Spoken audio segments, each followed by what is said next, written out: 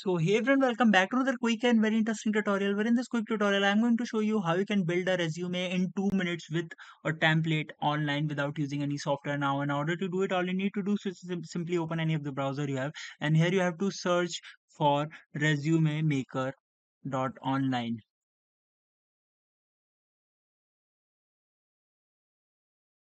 Once you do that, just simply hit enter and wait for the site to respond.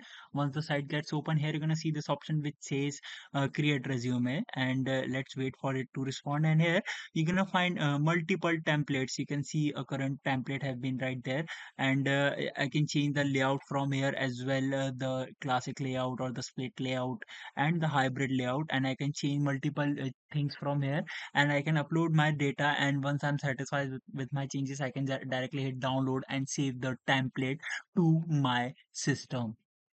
Alright, so that's it for this tutorial. I hope this video will be helpful for you. Make sure to hit the like button and subscribe button for more such helpful and interesting tutorials. See you in the next one. Take care.